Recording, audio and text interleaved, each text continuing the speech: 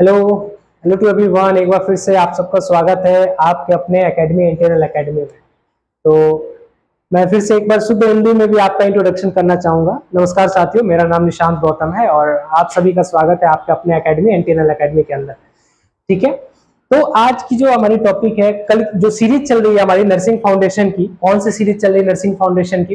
तो nursing foundation के अंदर हमारी जो सीरीज चल रही है वो है वाइटल साइन की सीरीज। आज भी उसी वाइटल साइन सीरीज को हम लोग आगे बढ़ाते हुए आप सबके डिमांड पे हम लोग आगे चल रहे हैं। आज की जो हमारी टॉपिक है वो क्या है वाइटल साइन के अंदर? वो है हमारी थर्मोलाइसिस। कल हमने थर्मोजेनेसिस देख लिया था। थर्मोजेनेसिस क्या होता है आप सारे कमेंट में जरूर लिखोगे एक बार कि थर्मोजेनेसिस क्या होता है। वैसे थर्मोजेनेसिस का मतलब ये होता है कि प्रोडक्शन ऑफ हीट, और प्रोडक्शन ऑफ हीट कहां से देखने को मिल रही थी? तो पोस्टीरियर हाइपोथैलेमस से। वैसे यहाँ थर्मोलाइसिस है। थर्मोलाइसिस कहां से देखने को मिल रहा है? कौन रिस्पॉन्सिबल है? तो एंटीरियर हाइपोथैलेमस रिस्पॉन्सिबल था। हाइपोथैलेमस के दो पार्ट, पोस्टीरियर और एंटीरियर। ये एंटीरियर हाइपोथैलेमस क्या करवा रहा है? Thermolysis. What is the meaning of thermolysis? तो ब्रेक डाउन ऑफ हीट, है ना, हीट का टूटना। अब देखो कैसे कैसे हीट लॉस होती है हमारे बॉडी में। जब किसी पर्सन को पायरेक्सिया हो जाए यानी फीवर हो जाए, तो फीवर होने के बाद उसके बॉडी में कैसे फीवर डाउन होता है? तो फीवर डाउन होने का तरीका ये है, देखो सबसे पहला बाय स्किन। बाय स्किन कैसे उसका टेम्परेचर हम डाउन कर सकते हैं? तो हमने सबसे पहला लिखा रेडिएशन। रेडिएशन कहने का मतलब, रेडिएशन जो हो गया ये सबसे ज्यादा हीट लॉस इसी रेडिएशन के कारण होता है। 60%, यानी मैक्सिमम हीट लॉस जो होता है वो रेडिएशन के कारण होता है। मैक्सिमम हीट लॉस क्या होता है? रेडिएशन के कारण होता है, 60% हीट लॉस। ठीक है, कैसे? तो हम देखो रेडिएशन कहने का मतलब, आप कहीं बैठे हो, अभी गर्मी का मौसम, अभी तो मस्त टेम्परेचर होगी उधर 45-46 की, तो अभी बैठे हो सारे, बैठने के बाद जैसे गर्मी लगी सारों ने एसी चला दिया। एसी जैसे ऑन किया, एसी से क्या हुई? टेम्परेचर आपकी बॉडी की ठंडी हो गई। तो हमारा डायरेक्ट कांटेक्ट में तो नहीं है एसी। क्या आप एसी को चिपका कर बैठे हो क्या पास में? नहीं, एसी आपसे दूर है, लेकिन फिर भी आप ठंडे हो जा रहे हो एक सिर्फ ऑन ऑफ का बटन दबाकर, है ना। वो बिजली बिल आती है अलग बात है, और मम्मी पापा परेशान करते वो अलग बात है। हाँ, इतने बजे बंद कर देना एसी को, इतने बजे खोल के रखना। ठीक है, that is typical middle class. Okay, next है इवेपोरेशन। इवेपोरेशन कहने का मतलब क्या? Heat loss by liquid. जो हीट लॉस है वो लिक्विड के थ्रू हो रहा हो, जैसे पानी, जैसे पट्टी, है ना, पट्टी वगैरह जो यूज करते हो, है ना। जैसे घर में हमारी पुरानी प्रथा चलते आती थी, हमारे घर में अगर किसी की तबीयत खराब हो जाए तो हमारे घर में मम्मी, दादी, नानी ये लोग क्या करती थी? पट्टियां लगाती थी। तो पट्टियां कैसे? कपड़े को गीला करके सर पे रखना, कपड़े को गीला करके हाथ को पोंछना, कपड़े को गीला करके पैर के तलवे को पोंछना, ये सारी चीजें किया करती थी।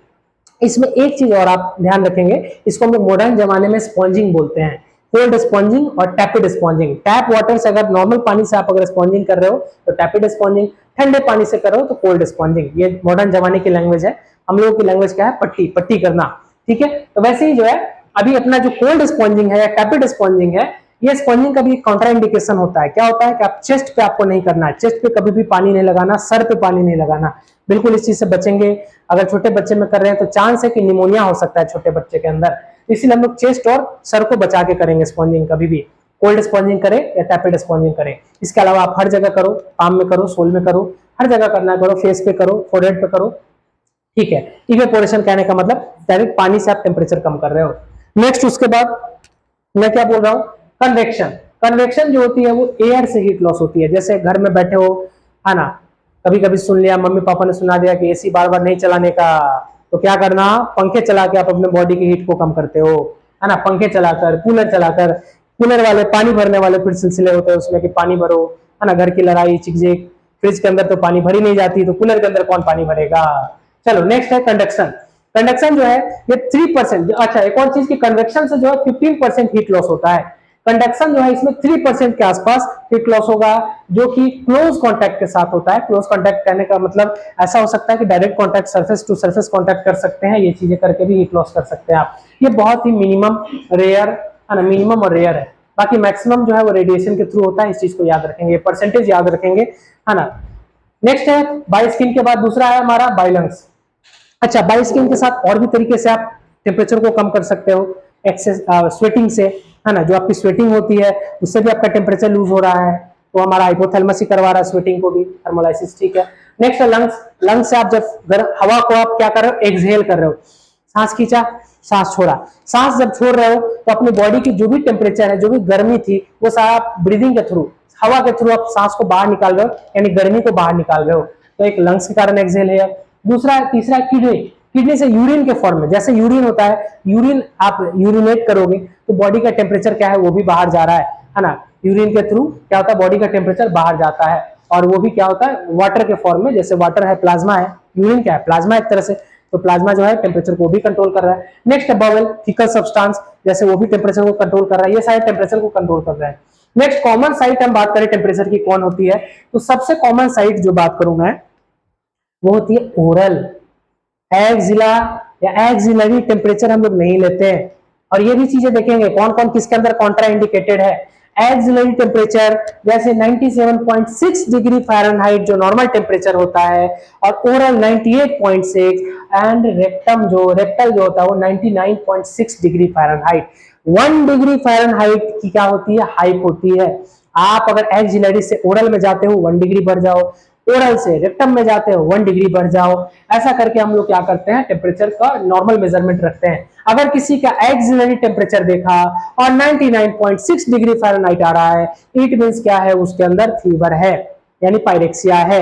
पायरेक्सिया की भी क्लासिफिकेशन देखेंगे आगे चल के, माइल्ड, मॉडरेट, सीवियर, हाइपरथर्मिया, क्या होता है, heat stroke, high grade fever, ये सारी चीजें क्या होती है आगे देखेंगे हम लोग। तो अभी एक्सिला। दूसरा ओरल की बात करूं मैं, ओरल अगर किसी का 98.6 यहाँ नॉर्मल हमने लिया, किसी का अगर 100 आ रहा है तो हम उसको पायरेक्सिया कहेंगे। रेक्टम किसी का अगर 100 आ रहा है तो उसको पायरेक्सिया कहेंगे। ठीक है, ये नॉर्मल पैरामीटर्स है। तो ये हमारे हैं एक्सिला। जो एक्सिलरी टेम्परेचर है वो किन किन लोगों में कॉन्ट्रा इंडिकेटेड होती है, तो एक्सिलरी टेम्परेचर पहला Contra indicated female with breast surgery, जिसको मैस्टेक्टोमी हुआ है। मैस्टेक्टोमी कहने का मतलब ब्रेस्ट सर्जरी। वैसे फीमेल में आप लोग एक्सिलरी थर्मोमीटर का यूज नहीं कर सकते हो। दूसरी किसके अंदर कॉन्ट्रा इंडिकेटेड रहेगी, तो जिसको ऑलरेडी हाथ नहीं हो। भैया हाथ नहीं है तो कैसे लगाओगे थर्मोमीटर, ठीक है। दूसरी ओरल किसके किसके अंदर कॉन्ट्रा इंडिकेटेड है, नन्ना मुन्ना बच्चा है ना, जो छोटे बच्चे होते हैं, शरारती बच्चे, 3 साल से नीचे के बच्चे, उनके मुंह में थर्मोमीटर नहीं देने का।